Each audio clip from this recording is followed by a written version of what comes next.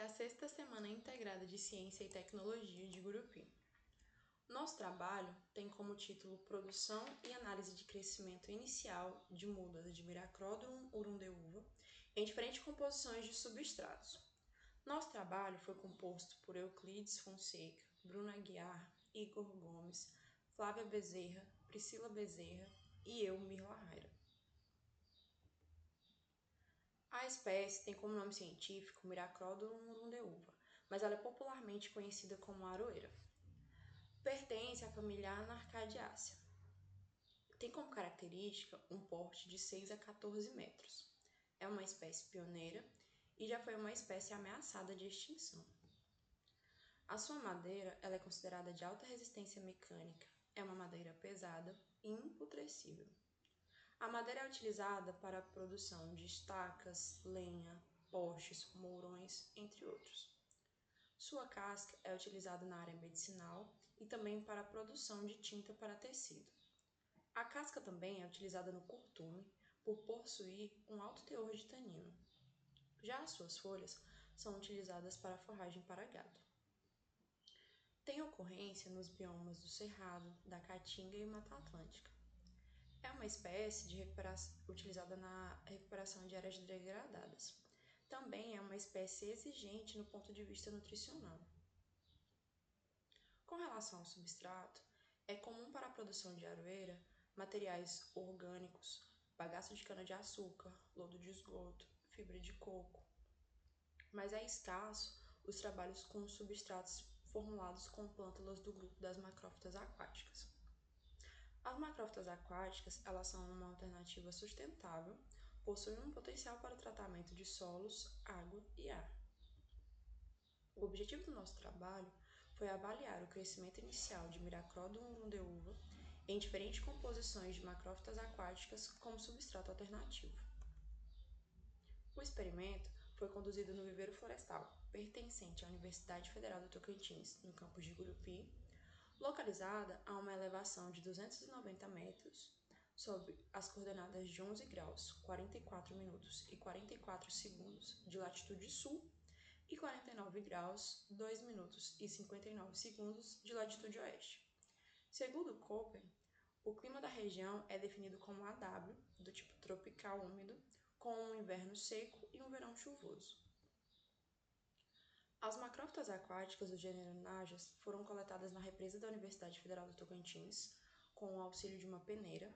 Depois elas foram levadas para uma estufa, onde ficaram por 48 horas a 70 graus Celsius. Posteriormente, elas foram trituradas, peneiradas e armazenadas em sacos plásticos pretos. O solo foi retirado de uma área próxima ao viveiro, onde foi aberta uma trincheira em um latossolo e fez-se a coleta do horizonte B. Foi utilizado o substrato comercial Bioflora e tubetes de 55 cm3. Estes foram levados a banho químico em cloro por 48 horas. As sementes utilizadas no trabalho foram coletadas em 5 matrizes localizadas na Universidade Federal do Tocantins. Elas foram levadas para o laboratório, foram selecionadas as que aparentavam ter melhor qualidade e depois foram asepsiadas em hipoclorito de sódio a 2% por 5 minutos. Nosso trabalho foi realizado em delineamento em blocos casualizados, onde foi composto por 7 tratamentos e 4 repetições, sendo 10 plântulas por repetição. Foi composto por mistura de terra de subsolo, substrato comercial Bioflora e macrófitas aquáticas. Após a semeadura, foram realizadas 2 irrigações diárias.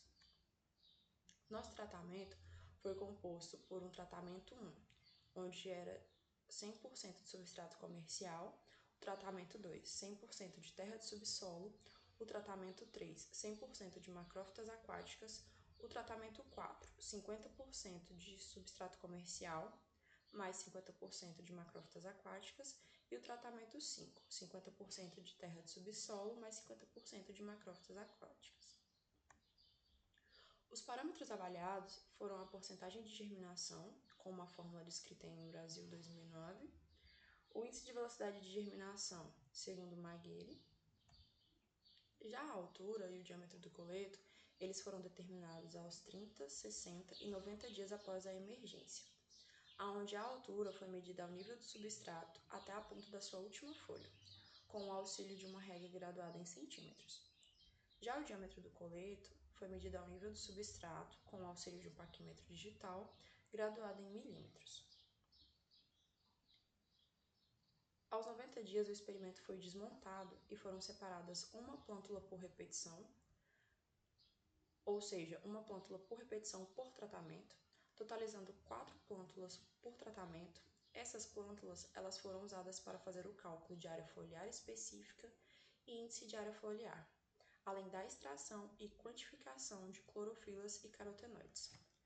Os fragmentos do tecido eles foram retirados das folhas com o auxílio de uma lâmina e as mesmas foram cortadas em pequenos pedaços, onde foram retiradas as nervuras mais salientes, e o material coletado ele foi padronizado no peso de 60 mg. E posteriormente, o material foi colocado em um recipiente revestido com papel alumínio e adicionado em uma caixa térmica com gelo. Sequencialmente foram adicionados 5 ml de acetona a 80% e os recipientes foram recondicionados no gelo por 24 horas. Posteriormente, passou por um processo de quantificação, onde foi colocado o extrato numa cubeta de vidro e fez a leitura desses dados pelo espectrofotômetro. As plântulas restantes elas foram separadas em parte aérea e parte radicular, foram colocadas em sacos de papel previamente identificados e levadas à estufa com circulação forçada de ar de 70 graus Celsius por 72 horas para a obtenção da massa seca radicular e a massa seca da parte aérea. Já a massa seca total foi obtida pela soma da massa seca da raiz mais a soma da massa seca da parte aérea. Foi calculado também o índice de qualidade de Dickson, determinada pela fórmula proposta por Dickson. Os resultados obtidos eles foram submetidos à análise de variância a 5% de probabilidade de acordo com Tukey, e as análises foram realizadas utilizando o programa estatístico SysVar. Os valores observados de altura das plântulas variaram ao longo do período de avaliação. Entretanto, o tratamento 4 mostrou-se superior ao final dos 90 dias. As medidas de diâmetro do coleto se comportaram de forma semelhante às medidas de altura. O que constata é que o uso das macrófitas aquáticas na formulação do substrato pode causar um efeito bioestimulante favorecendo o crescimento da plântula, tanto em altura como em diâmetro, igualmente como o uso de algas marinhas, comprovada por Becaleto e colaboradores. Foi possível observar que a germinação e o índice da velocidade de germinação possuem uma relação entre a capacidade germinativa da semente e o substrato.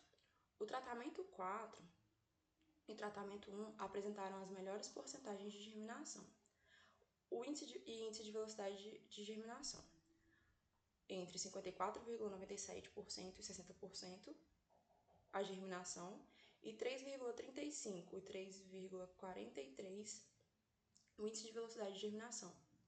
Esses dados corroboraram com Guedes e colaboradores, que obtiveram resultados parecidos com os testes de germinação e vigor de sementes de Miracrol do urundeúva realizados em substrato comercial.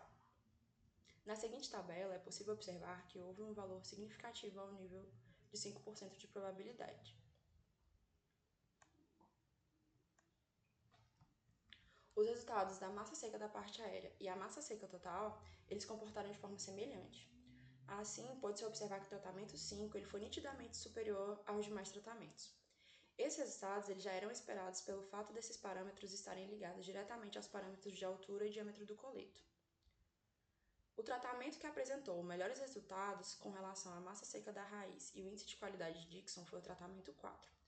Isso pode ser explicado pelo fato de que o substrato apresentou as melhores condições para o desenvolvimento das plântulas. Para o resultado de pigmentação, o tratamento que obteve as melhores médias foi o tratamento 5. Com relação à clorofila A e clorofila total e carotenoides, foi o tratamento 5 que apresentou a melhor média. Foi possível concluir com este trabalho que o uso de macrófitas aquáticas como fonte de fertilização alternativa obtiveram resultados positivos no desenvolvimento inicial das mudas de Miracrol do urundeúva. Para os parâmetros germinativos, os tratamentos que mais se destacaram foram o tratamento 1, com 100% de substrato comercial, E o tratamento 4, com 50% de substrato comercial mais 50% de macrófitas aquáticas.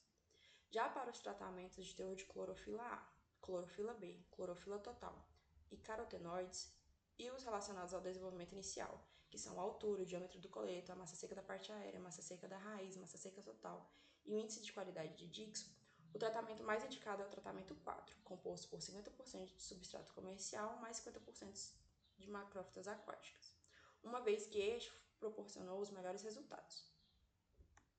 Estas foram as nossas referências. Muito obrigada.